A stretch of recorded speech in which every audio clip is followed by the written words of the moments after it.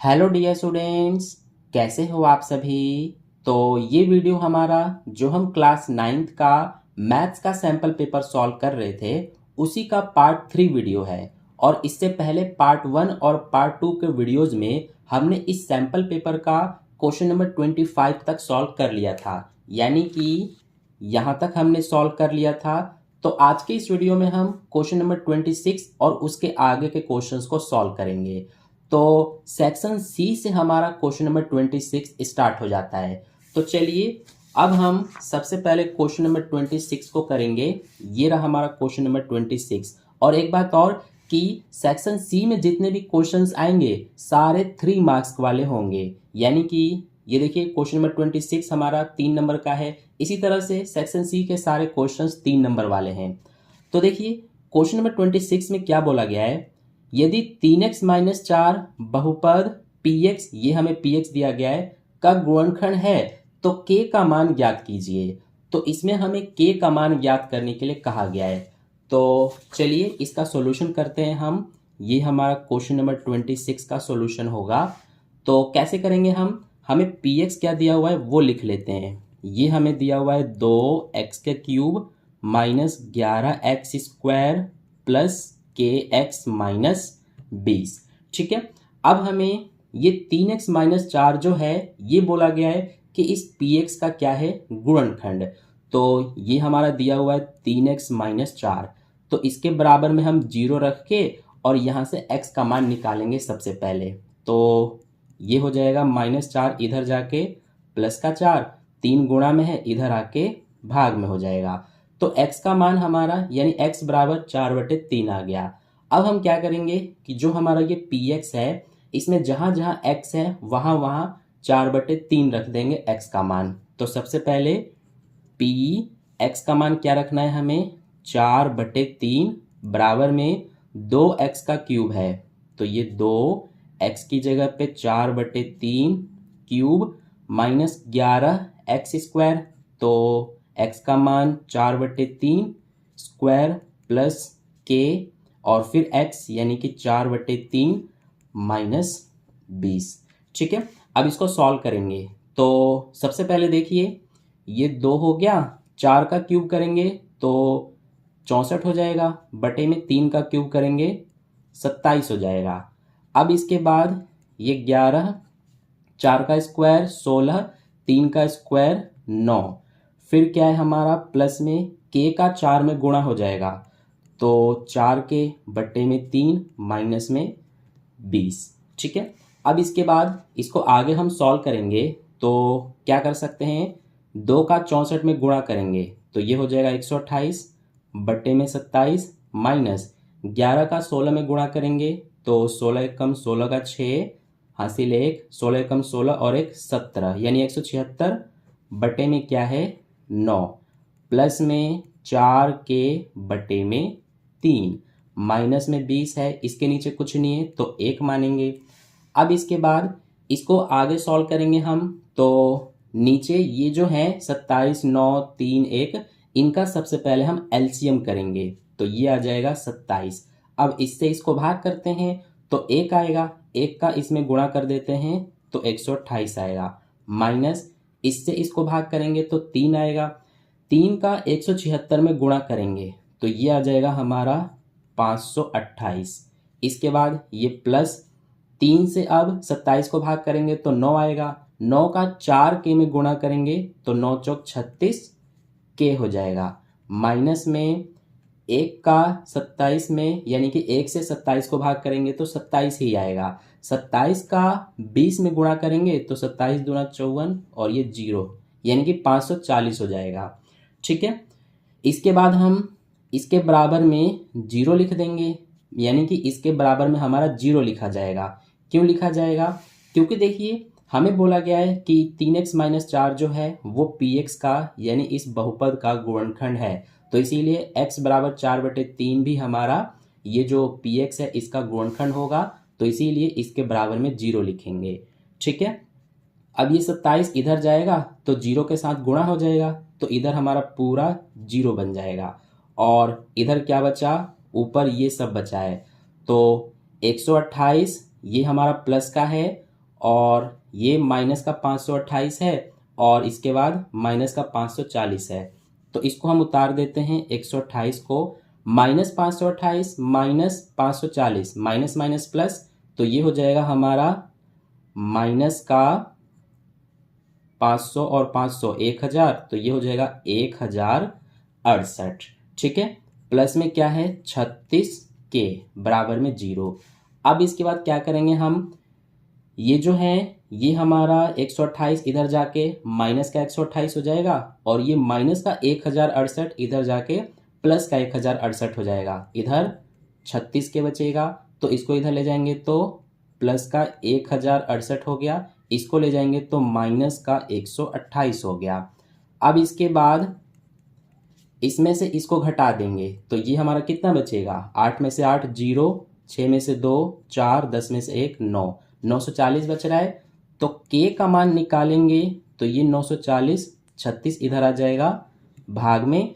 अब ये दोनों 4 के पहाड़े से कट जाएंगे, 4 9 36, ये 4 के पहाड़े से 4 दूना 8, 4 तिया 12, 4 पंजे 20, यानी 235 बार में कटेगा। तो k का मान हमारा 235 बटे में 9 आ गया, यही हमारा आंसर है।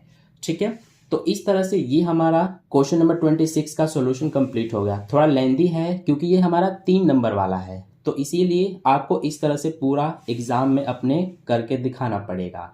ठीक है, अब इसके बाद चलिए नेक्स्ट क्वेश्चन को करते हैं। तो नेक्स्ट क्वेश्चन हमारा क्वेश्चन नंबर 27 है। तो देखिए इसमें हमसे क्या कहा गया है, x का मान ज्ञात कीजिए। तो इसमें हमें ये क्वेश्चन दिया गया है। ठीक है, तो चलिए इसको सॉल्व करते हैं हम। ये हमारा क्वेश्चन नंबर 27 है। तो हमें ये क्वेश्चन दिया गया है 4 की पावर 2x माइनस 1 माइनस 16 की power x minus 1 equals to 384। तो देखिए कैसे हम इसको सॉल्व करेंगे, हमें इसमें x का मान ज्ञात करना है। तो सबसे पहले ये 4 है तो इसको हम क्या कर सकते हैं कि 2 की पावर 2 लिख सकते हैं, क्योंकि 2 इंटू 2 4 होता है, जिसको हम 2 की पावर 2 भी लिखते हैं। तो इसीलिए हमने 4 को इस तरह से लिख दिया और इस पूरे की पावर कितनी हो जाएगी 2x माइनस 1। माइनस में 16 को हम क्या लिख सकते हैं 2 की पावर 4, क्योंकि 2 का जब 4 बार गुणा करेंगे तो 16 आ जाएगा और पावर कितनी है x माइनस 1 बराबर में 384 है। अब इसके बाद हम इसको क्या करेंगे कि यहाँ पर ये देखिए पावर के ऊपर पावर है तो इन दोनों पावर्स का मल्टीप्लाई हो जाता है। तो ये 2 को उतारेंगे, इस 2 का 2x में गुणा करेंगे 4x हो जाएगा, 2 का माइनस 1 में करेंगे माइनस 2 हो जाएगा, माइनस में ये 2 4 का x में गुणा करेंगे 4x, 4 का माइनस 1 में करेंगे माइनस 4 बराबर में 384।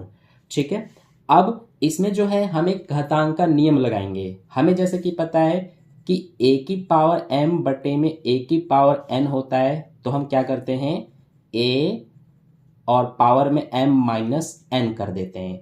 तो ये जो है इस सिर्फ इसको ध्यान दीजिए, 2 की पावर 4x माइनस 2, तो ये हमारा इस रूप में है, a की जगह पे 2 है और m की जगह पे 4x और n की जगह पे 2। तो हम क्या करेंगे इसको कि इस रूप में लिख देंगे। तो सबसे पहले a की पावर m है, a का मान यहाँ पर हमारा 2 है और m की जगह पे देखिए 4x है तो यहाँ पे 4x लिखेंगे, बटे में क्या है a की पावर n, तो a का मान हमारा 2 है और n का मान देखिए 2 ही है। माइनस में इसको भी हम इसी रूप में लिख देंगे, तो इसमें भी a की जगह पे देखिए 2 ही है तो यहाँ पे 2 लिखेंगे, m की जगह पे यहाँ पे 4x है तो 4x बटे में a की पावर n, यानी कि a की जगह पे 2 और n की जगह पे देखिए 4 है तो 4 लिखेंगे बराबर में 384। ठीक है, अब इसके बाद क्या करेंगे हम, ऊपर देखिए यहाँ पर और यहाँ पर दोनों क्या है सेम सेम है, तो हम कॉमन ले सकते हैं। तो इन दोनों में से हम 2 की पावर 4x कॉमन ले लेंगे। तो अब यहाँ पर क्या बचा, ये तो कॉमन आ गया 1 बचा, नीचे 2 की पावर 2 है तो इसीलिए ये 4 हो जाएगा, माइनस में यहाँ से ये कॉमन आ गया तो 1 बचा और नीचे 2 की पावर 4 है तो ये हमारा हो जाएगा 16। ठीक है, और बराबर में 384 है। अब इसके बाद आगे क्या करेंगे, हम इसको सॉल्व करेंगे तो ये जो है इसको उतार देंगे 2 की पावर 4x। यहाँ पर 4 और 16 का सबसे पहले एलसीएम करेंगे तो 16 आएगा। इस 4 से 16 को भाग करेंगे तो 4 आएगा, 4 का 1 में गुणा, 4 एकम 4, माइनस 16 से 16 को भाग करेंगे 1 आएगा, 1 का 1 में गुणा 1, बराबर में 384।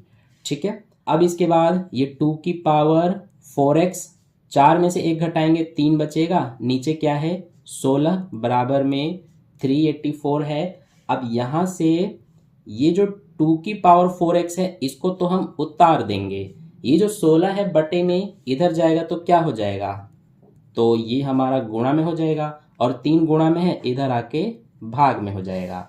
ठीक है। अब ये दोनों हमारे 3 के पहाड़े से कट जाएंगे, ये 3 एकम 3, ये 3 एकम 3, 3 दूना 6 और 3 अट्ठे 24। ठीक है। तो अब हमारा ये 128 गुणा में 16 इधर बच रहा है, तो इसको हम क्या कर सकते हैं, 128 के फैक्टर करके देखते हैं। तो 128 के फैक्टर क्या क्या होंगे, ये हमारा हो जाएगा 64 बार में जाएगा 2 के पहाड़े में, फिर 32 बार में, फिर 16 बार में, फिर 8 बार में, फिर 4 बार में, फिर इसके बाद 2 बार में और 1 बार में। ठीक है। इसके बाद दूसरा है 16, तो इसके भी फैक्टर कर लेते हैं। तो 2 के पहाड़े से 8 बार में, 2 के पहाड़े से 4 बार में, ये 2 बार में और 1 बार में। तो देखिए ये दोनों गुणा में हैं, तो कितने यहाँ पर फैक्टर्स हो रहे हैं, दो कितनी बार है, 1 2 3 4 5 6 7 8 9 10 11, यानी कि ये जो है इसको हम क्या लिख सकते हैं, इन दोनों को 2 की पावर 11। ठीक है। और इधर क्या है हमारा 2 की पावर 4x। अब यहाँ पर देखिए इधर भी बेस सेम है, यानी कि 2 है, इधर भी 2 ही है, तो इसीलिए बेस अगर सेम है तो ये जो घात है ये भी सेम होंगे, यानी कि हम इस तरह से लिख सकते हैं 4x के बराबर में 11। ठीक है। तो इस तरह से हमने लिख दिया। अब x का मान निकालेंगे तो ये 11 4 गुणा में है इधर आके भाग में, तो ये हमारा x का मान आ गया 11/4। ठीक है। तो इस तरह से जो क्वेश्चन नंबर हमारा 27 है इसका सॉल्यूशन कंप्लीट हो गया। अब देखिए क्वेश्चन नंबर 27 में हमें अथवा में भी दिया गया है, तो इस तरह से जब आपके एग्जाम में आएगा तो आपको या तो ये ऊपर वाला या फिर ये नीचे वाला, दोनों में से कोई एक करना पड़ेगा। तो मैं आपको ये वाला भी समझा देता हूँ। इसमें देखिए हमें बोला है x का मान ज्ञात कीजिए यदि यहाँ पर ये क्वेश्चन हमें दिया हुआ है। तो चलिए इसको भी हम सॉल्व करते हैं। इसमें हमें ये हमारा अथवा वाला क्वेश्चन है, तो हमें दिया गया है 25 की घात 2x माइनस 3 बराबर 5 की घात 2x प्लस 3। ठीक है। तो सबसे पहले ये जो 25 है इसको हम लिख सकते हैं 5 की पावर 2। ठीक है। और फिर इस पूरे की पावर है 2x माइनस 3 बराबर में 5 2x प्लस 3। इस 5 को हम पावर के रूप में नहीं लिख सकते हैं क्योंकि ये हमारा पहले से ही ये अभाज्य संख्या है। अब इसके बाद ये पावर के ऊपर पावर है तो इन दोनों का मल्टीप्लाई हो जाएगा। ये 5, 2 का 2x में गुणा करेंगे 4x, 2 का माइनस 3 में करेंगे 6 बराबर में 5 की पावर 2x प्लस 3। अब इसके बाद देखिए यहाँ पर इधर भी हमारा 5 है, इधर भी 5 है, यानी कि बेस सेम है, तो ये जो पावर है ये भी सेम हो जाएंगी, तो दोनों को हम बराबर में लिख देंगे 4x माइनस 6 बराबर 2x प्लस 3। अब इसके बाद ये 4x, ये 2x इधर आके माइनस हो जाएगा, और ये जो है 3 और ये माइनस 6 इधर जाके प्लस का 6, तो 4x में से 2x घटाएंगे 2x बचेगा, बराबर में ये 9 हो जाएगा, तो x बराबर 9/2, यानी कि यही हमारा आंसर हो जाएगा। ठीक है। तो ये हो गया अथवा वाले क्वेश्चन का सॉल्यूशन कंप्लीट। अब इसके बाद चलिए नेक्स्ट क्वेश्चन को करते हैं। तो देखिए नेक्स्ट क्वेश्चन हमारा क्वेश्चन नंबर 28 है। इसने हमसे क्या बोला है कि आकृति में कोण PQR बराबर कोण PRQ है, सिद्ध कीजिए कि कोण PQS बराबर कोण PRT है। तो इसमें हमें दिया हुआ है कि कोण PQR और कोण PRQ दोनों बराबर है, तो कोण PQR यानी कि ये वाला कोण और कोण PRQ यानी कि कोण PRQ ये वाला कोण, ये दोनों हमें बराबर दिया हुआ है और हमें सिद्ध करना है कोण पी क्यू एस बराबर कोण पी आर टी है। तो कोण पी क्यू एस यानी कि इस वाले कोण को कोण पी आर टी इस वाले कोण के बराबर हमें सिद्ध करना है। तो कैसे करेंगे, चलिए अब हम करते हैं इसका सॉल्यूशन। तो ये हमारा क्वेश्चन नंबर 28 है। तो इसके सॉल्यूशन में सबसे पहले हम क्या करेंगे, ये हमारा सिद्ध करने वाला क्वेश्चन है। तो सबसे पहले हम लिखेंगे जो हमें दिया गया है। तो हमें क्या दिया हुआ है कि कोण पी क्यू आर और कोण पी आर क्यू बराबर है। तो इसी को लिखेंगे कोण पी क्यू आर बराबर कोण पी आर क्यू, ये हमें दिया हुआ है और हमें सिद्ध क्या करना है वो अब हम लिखते हैं। तो यहाँ पर लिखेंगे सिद्ध करना है, क्या सिद्ध करना है हमें, कोण पी क्यू एस बराबर कोण पी आर टी, ये हमें सिद्ध करना है। तो अब देखिए कैसे सिद्ध करेंगे, यहाँ से हमारा सिद्ध यानी कि उपपत्ति स्टार्ट हो जाता है। तो सबसे पहले हम क्या करेंगे कि देखिए ये हमें पता है कि एस टी ये एक सीधी रेखा है। तो इसी को लेंगे यानी कि लिखेंगे एस टी रेखा पर। तो एक सीधी रेखा पर जो हमारा कोण बनता है तो उन सभी कोणों का योग 180 डिग्री होता है। तो इस रेखा पर एक ये कोण बन रहा है यानी कि कोण पी क्यू एस और एक ये वाला कोण बन रहा है कोण पी क्यू आर। तो इन दोनों का योग 180 डिग्री होगा रैखिक युग्म के कारण यानी कि लीनियर पेयर के कारण। तो यहाँ पर हम लिख सकते हैं कोण पी क्यू एस प्लस कोण पी क्यू आर बराबर 180 डिग्री। रीजन क्या लिखेंगे, रैखिक युग्म यानी कि लीनियर पेयर बन रहा है। ठीक है, इसी तरह से यहाँ पर देखिए इसी सीधी रेखा पर ये दोनों कोण भी बन रहा है यानी कि कोण पी आर क्यू और कोण पी आर टी। तो हम लिख सकते हैं आगे कि कोण पी आर क्यू प्लस कोण पी आर टी बराबर 180 डिग्री। इसका भी रीजन सेम होगा, रैखिक युग्म। ठीक है, तो यहाँ तक आपको क्लियर समझ में आ गया होगा। अब इसको हम समीकरण 1 और इसको समीकरण 2 का नाम दे देते हैं। तो अब देखिए यहाँ पर हम आगे क्या करेंगे कि समीकरण 1 व 2 से क्या होगा हमारा कि समीकरण 1 और 2 से ये देखिए इधर भी 180 डिग्री है और ये भी 180 डिग्री है।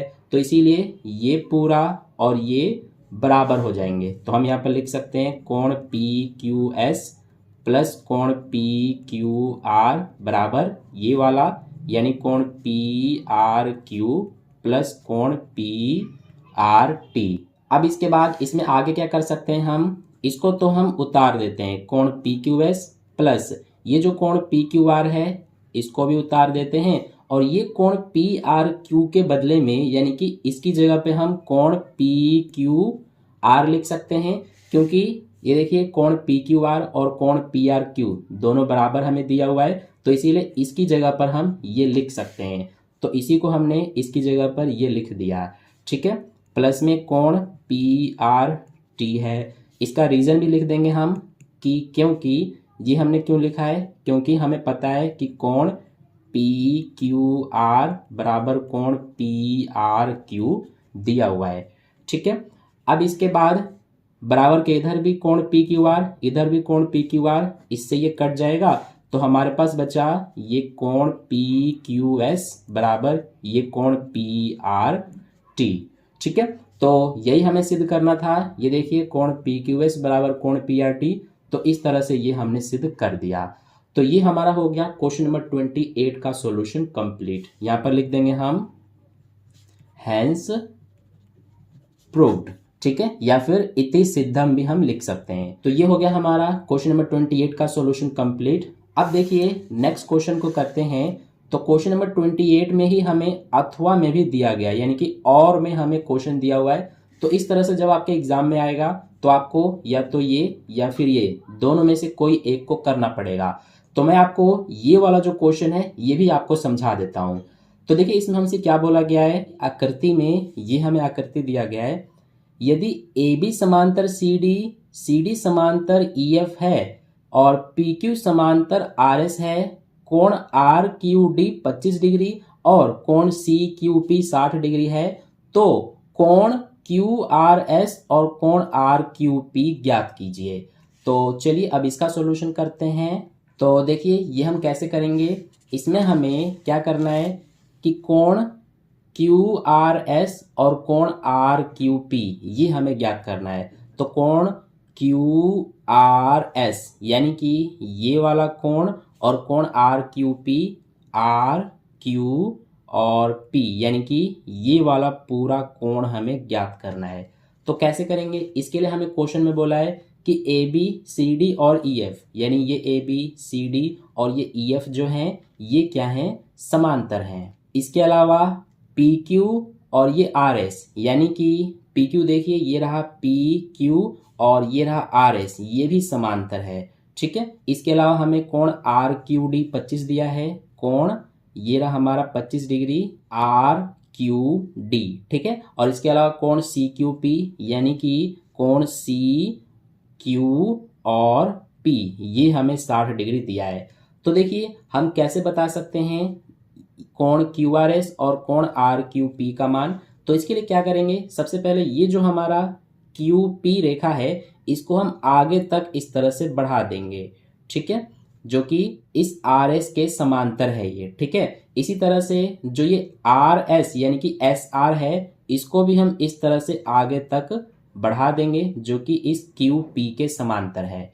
ठीक है, तो अब यहाँ पर देखिए ध्यान से, हमारा एक यहाँ पे कोण बन रहा है और एक यहाँ पर कोण बन रहा है। तो इन दोनों कोण का नाम देते हैं, ये वाला जो कोण है इसका नाम हम 1 दे देते हैं।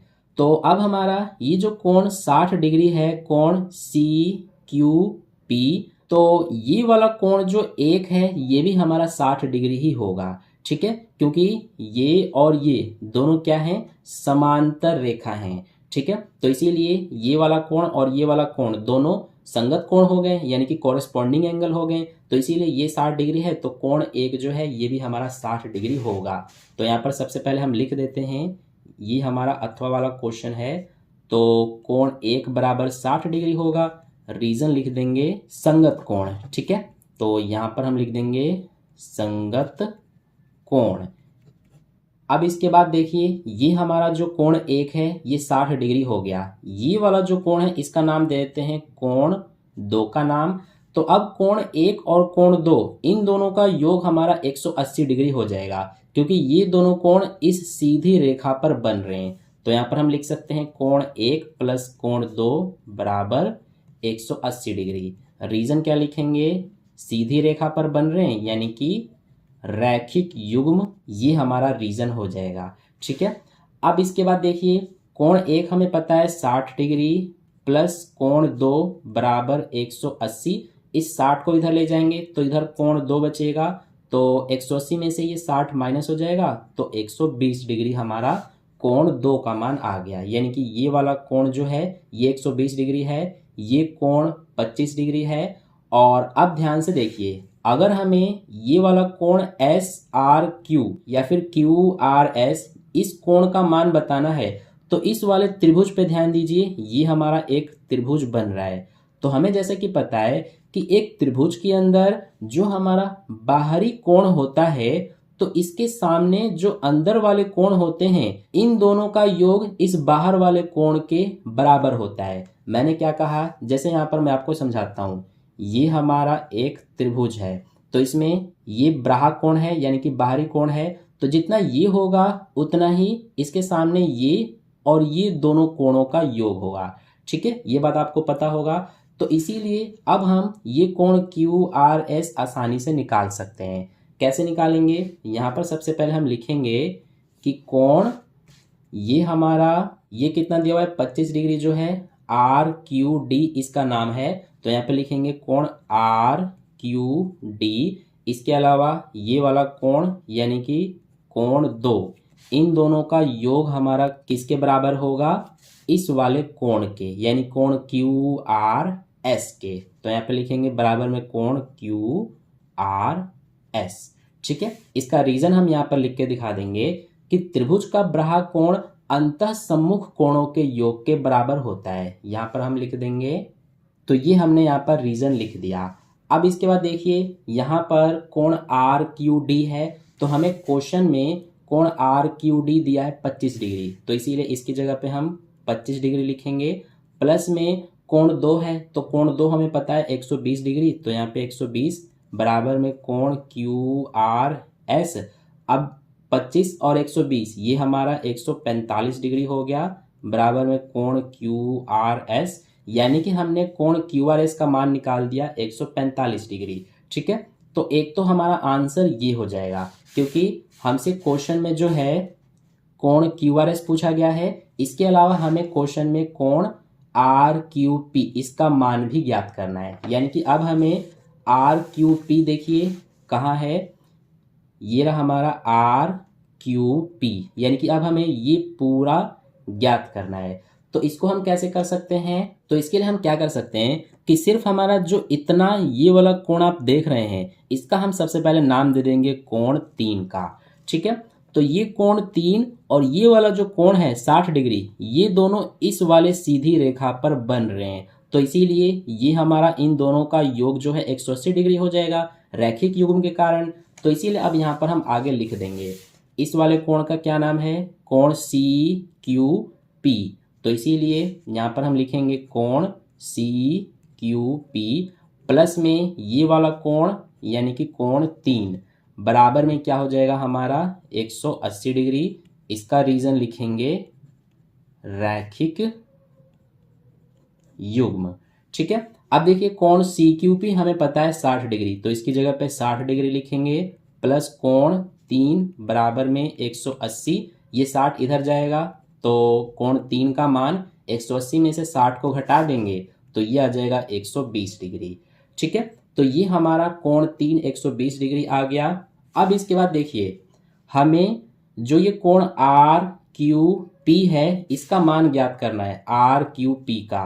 तो इस आर क्यू पी में ये कोण 3 भी आ रहा है और ये जो इतना दिया हुआ है 25 डिग्री ये भी आ रहा है।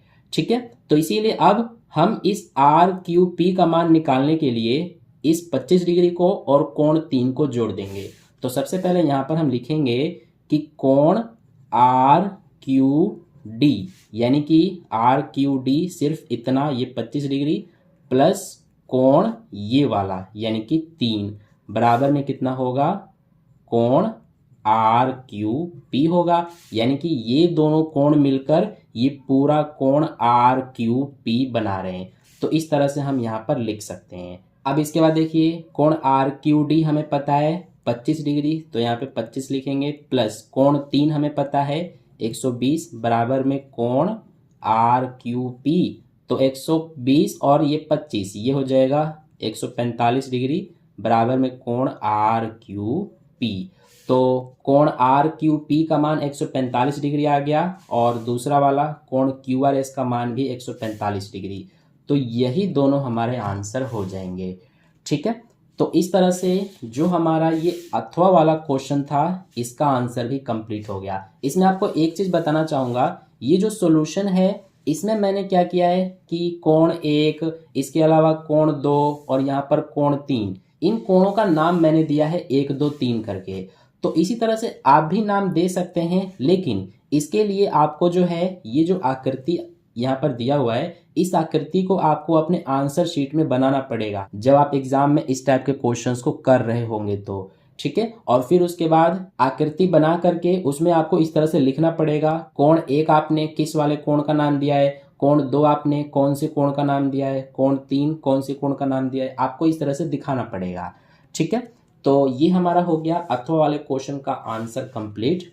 अब इसके बाद क्वेश्चन नंबर 29। तो देखिए इस क्वेश्चन में हमसे बोला है कि निम्नलिखित तालिका एक दिवसीय अंतर्राष्ट्रीय क्रिकेट मैच में बनाए गए रनों को दर्शाती है।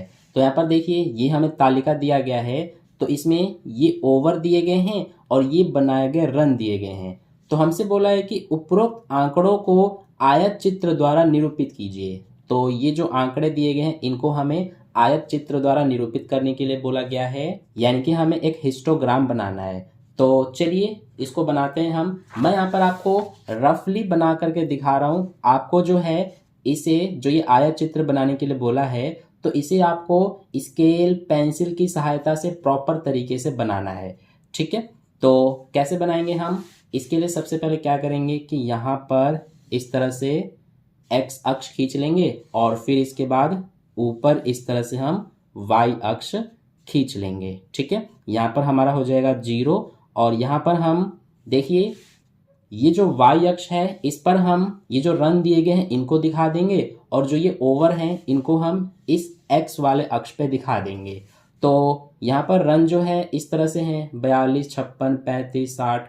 तो यहाँ पर हम 10-10 का अंतराल जो है 10-10 का अंतर लेकर यहाँ पर खींच लेंगे। तो सबसे पहले 10 हो जाएगा, फिर 20, 30, 40, 50, इसके बाद ये 60, यहाँ पर 70, आगे भी लिख सकते हैं 80, 90 तक। ठीक है, और यहाँ पर मैं 10-10 का गैप लेके बना रहा हूँ, आप चाहें तो 5 का गैप लेके भी बना सकते हैं, ये आपकी मर्जी है।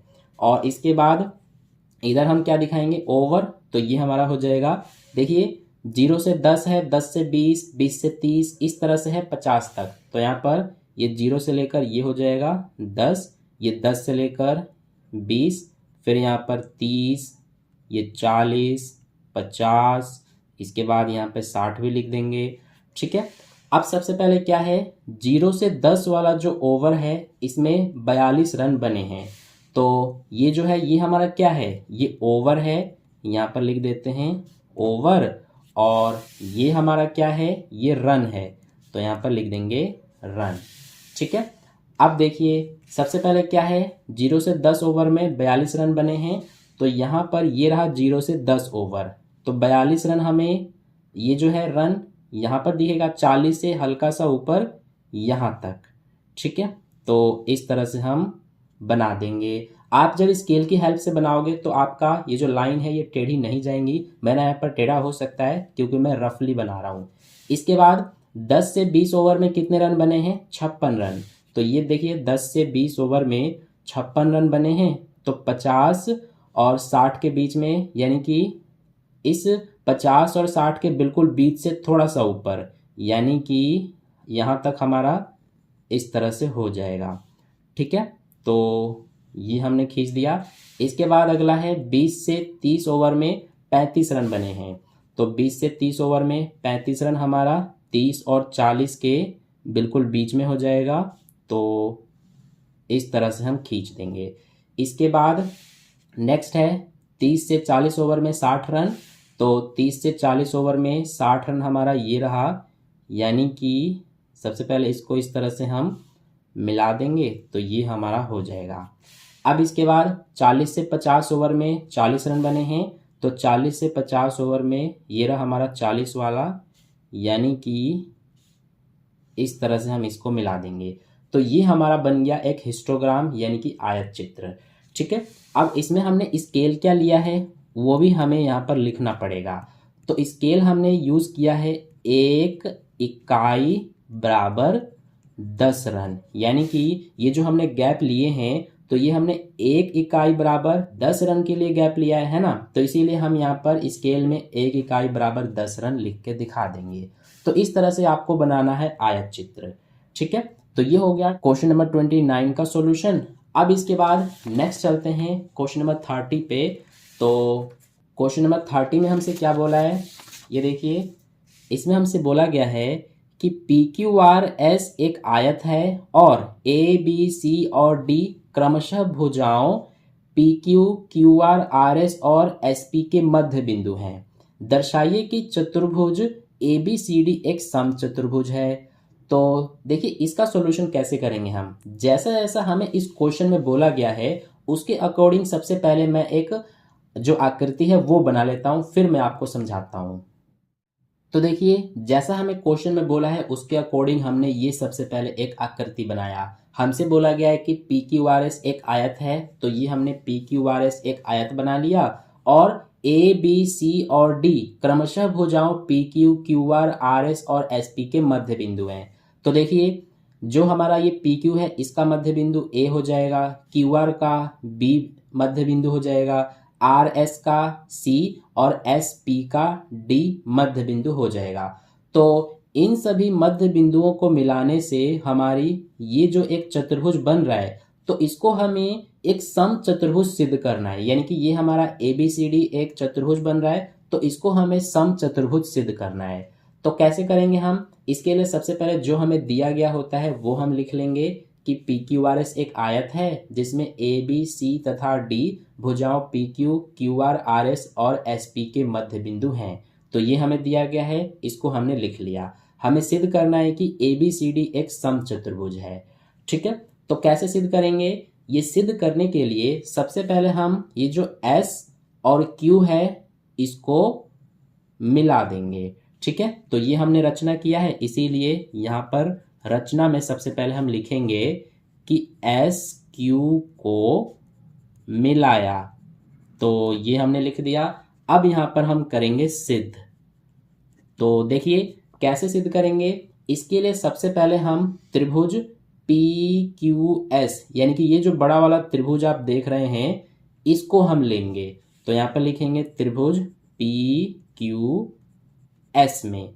तो इस वाले त्रिभुज में क्या होगा हमारा कि हमें जैसा कि पता है कि इस त्रिभुज में ये जो A है इस PQ का मध्य बिंदु है और जो ये D है ये हमारा इस SP का मध्य बिंदु है। तो इसी चीज को सबसे पहले यहाँ पर हम लिखेंगे कि A तथा D PQ तथा SP के मध्य बिंदु हैं। ठीक है, तो ये हमारा हो गया। अब अगर A PQ का D SP का मध्य बिंदु है तो इसीलिए हमारा इसमें क्या होगा कि जो ये AD है ये इस SQ के समांतर होगी। ठीक है, क्यों? मध्य बिंदु प्रमेय द्वारा। मध्य बिंदु प्रमेय को आपने पढ़ा होगा कि किसी भी त्रिभुज में हमारा जो त्रिभुज होता है उसकी किन्हीं दो भुजाओं के मध्य बिंदुओं को मिलाने से ये जो रेखा बनती है ये इस तीसरी वाली भुजा के समांतर होती है और इसके अलावा आधी भी होती है। यानी जो ये AD है ये हमारा इस SQ के समांतर है। इसके अलावा AD जो है वो इस SQ की आधी भी है। तो इसीलिए यहाँ पर हम लिख देंगे कि AD हमारा समांतर हो जाएगा SQ के तथा जो हमारा AD है ये हाफ ऑफ SQ होगा, यानी कि SQ का आधा। इसका रीजन हम यहाँ पर लिख देंगे कि मध्य बिंदु प्रमेय से। ठीक है, तो यहाँ तक आपको समझ में आ गया होगा। अब इसके बाद आगे क्या करेंगे हम कि अब हम ये वाला त्रिभुज लेंगे, त्रिभुज RSQ को, ये जो आप देख रहे हैं। तो अब यहाँ पर लिखेंगे हम कि त्रिभुज RSQ में। तो इस वाले त्रिभुज में देखिए जो हमारा ये वाला त्रिभुज है RSQ, तो इसमें एक तो हमारा ये C जो है ये इस RS का मध्य बिंदु है और ये जो B है वो इस QR का मध्य बिंदु है। तो इसी को सबसे पहले लिखेंगे कि C तथा दूसरा क्या है हमारा B, ये क्या है कि RS तथा QR के मध्य बिंदु हैं। तो ये हमने लिख दिया। अब इसके बाद अगर हमारा ये C और B इसका और इसका मध्य बिंदु है तो इसमें भी हम क्या कह सकते हैं कि इसलिए जो ये BC है ये इस SQ के समांतर होगा। जैसे ये AD इसके समांतर था ऐसे ही BC जो है ये भी SQ के समांतर होगा। इसके अलावा BC जो है ये आधा भी होगा SQ के। तो इसीलिए यहाँ पर हम लिख देंगे कि BC समांतर हो जाएगा SQ के तथा BC हमारा आधा हो जाएगा SQ के।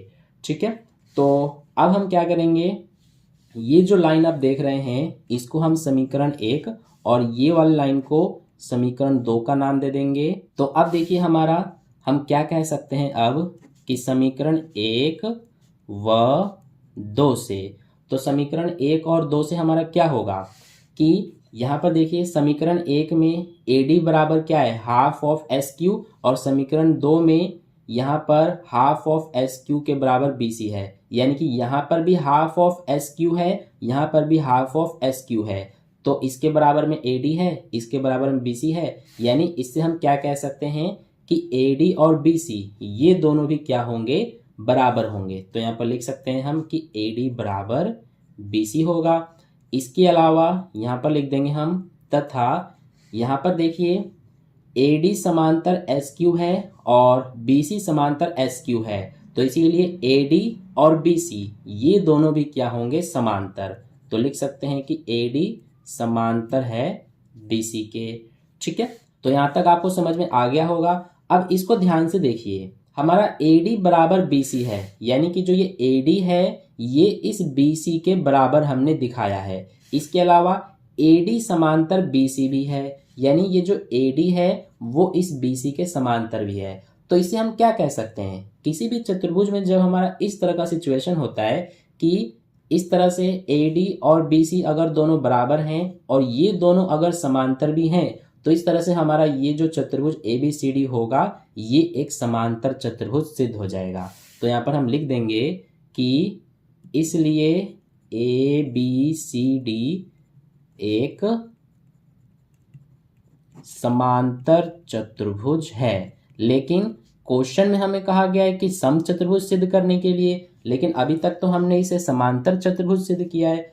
तो अब देखिए हम क्या करेंगे, अभी तक हमारा ये ABCD एक समांतर चतुर्भुज सिद्ध हुआ है, लेकिन हमें इसे समचतुर्भुज सिद्ध करना है। तो समचतुर्भुज कैसे सिद्ध कर सकते हैं, समचतुर्भुज सिद्ध करने के लिए हमें इसके चारों जो भुजाएं हैं उन्हें आपस में बराबर दिखाना होगा। तो इसके लिए अब हम क्या करेंगे कि एक ये छोटा वाला त्रिभुज AQB को लेंगे और इसी तरह से ये वाला जो त्रिभुज है त्रिभुज CRB, तो इन दोनों त्रिभुजों को लेंगे और इन दोनों को हम सर्वांगसम सिद्ध करेंगे। तो यहाँ पर लिखेंगे कि त्रिभुज पहला कौन सा था हमारा, AQB और दूसरा CRB। तो यहाँ पर लिखेंगे त्रिभुज AQB तथा त्रिभुज CRB में। तो इनको हमें क्या करना है कि सर्वांगसम सिद्ध करना है। तो इसके लिए हमें तीन चीजें दोनों में बराबर दिखानी होंगी।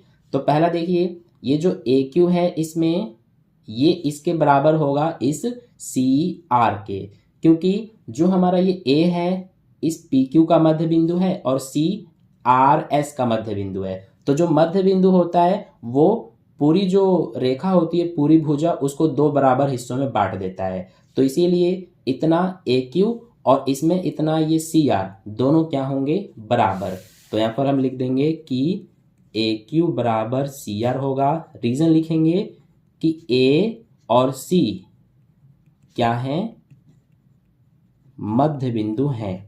ठीक है, तो ये हो गया। इसके अलावा देखिए इसमें ये BQ और इसमें ये BR, यानी इस वाले त्रिभुज में BQ, इस वाले त्रिभुज में BR, ये दोनों भी बराबर होंगे क्योंकि ये जो B है वो QR का मध्य बिंदु है।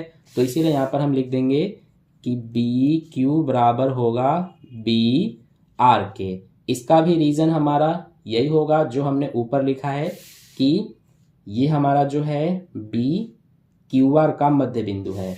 तो यहाँ पर हम लिख देंगे कि B QR का मध्य बिंदु है। अब इसके बाद तीसरी चीज देखिए, इस वाले त्रिभुज में ये वाला कोण AQB और इस वाले त्रिभुज में ये कोण CRB दोनों क्या होंगे, बराबर, क्योंकि ये एक आयत है तो आयत के सभी जो कोण होते हैं वो 90-90 डिग्री के होते हैं। तो इसीलिए ये वाला कोण जो है AQB ये बराबर होगा कोण CRB के। तो इसीलिए यहाँ पर लिखेंगे हम कोण AQB बराबर कोण CRB। इसका रीजन लिखेंगे हम प्रत्येक 90 डिग्री। तो देखिए हमने दोनों त्रिभुजों में तीन चीजें बराबर दिखा दिया है। यहाँ पर ये हमने भुजा, ये कोण और ये भुजा, इसी तरह से इसमें ये भुजा कोण भुजा ये हमने दिखाया है, यानी कि साइड एंगल साइड नियम इसमें हमारा लग रहा है। तो यहाँ पर लिख देंगे साइड एंगल साइड नियम से त्रिभुज AQB ये सर्वांगसम सिद्ध हो गया त्रिभुज CRB के।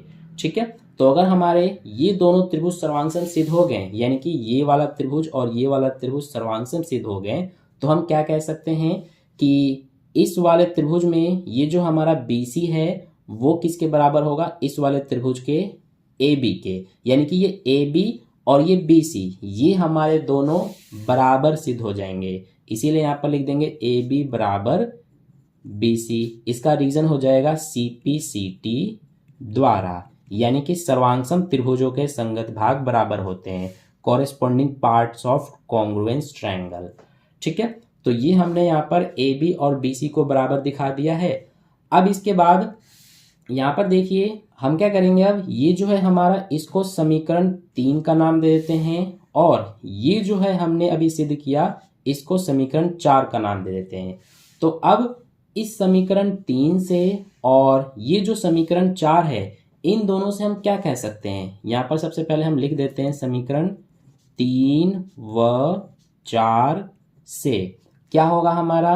समीकरण 3 में देखिए ए डी बराबर बी सी है, और समीकरण 4 में ए बी बराबर बी सी है, यानी कि ए डी अगर बी सी के बराबर है और ए बी अगर बी सी के बराबर है, तो इसीलिए ये ए बी बी सी और ये ए डी आपस में बराबर होंगे। तो इसीलिए हम यहाँ पर लिख सकते हैं कि ए बी बराबर बी सी बराबर ए डी होगा।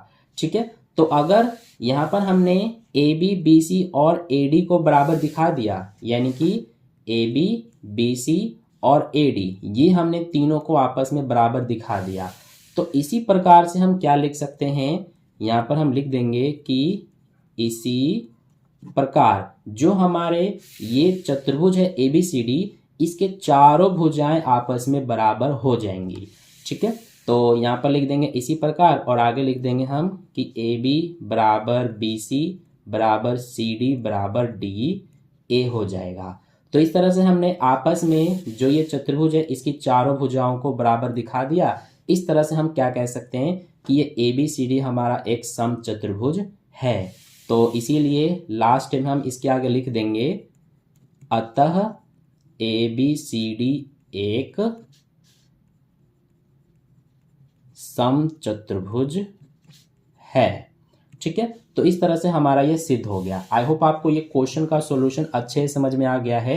इस तरह से आप देख सकते हैं हमें इसको सिद्ध करना था। ठीक है, तो ये हो गया हमारा क्वेश्चन नंबर 30 का सॉल्यूशन कंप्लीट। अब इसके बाद देखिए नेक्स्ट क्वेश्चन नंबर 31 है। तो क्वेश्चन नंबर 31 में हमसे क्या बोला है, जनवरी के महीने में दिन के दौरान रिकॉर्ड किया गया दिल्ली का तापमान निम्नलिखित तालिका में प्रस्तुत किया गया है।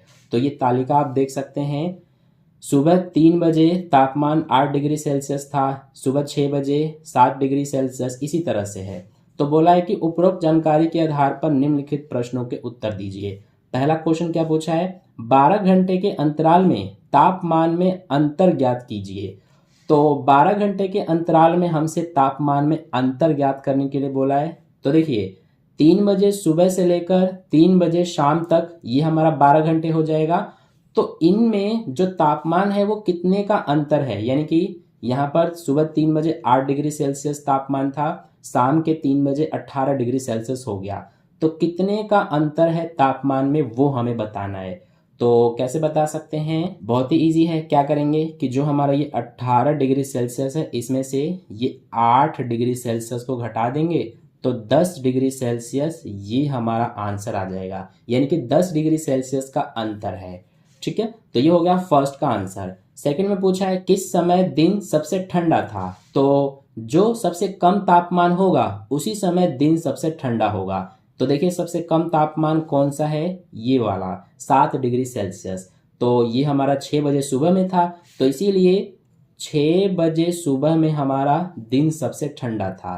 तो ये हो जाएगा आंसर सेकंड का। थर्ड में पूछा है कि प्रातः 3 बजे से प्रातः 6 बजे तक तापमान में किस प्रकार परिवर्तन हुआ। तो प्रातः 3 बजे से लेकर प्रातः 6 बजे तक तापमान में किस प्रकार परिवर्तन हुआ है। देखिए सुबह 3 बजे 8 डिग्री सेल्सियस था और सुबह 6 बजे 7 डिग्री सेल्सियस हो गया। तो इसमें क्या हुआ, कमी आई है तापमान में, 8 डिग्री सेल्सियस से 7 हो गया, तो इसीलिए -1 का परिवर्तन हुआ है। तो यहाँ पर लिख देंगे -1 डिग्री सेल्सियस।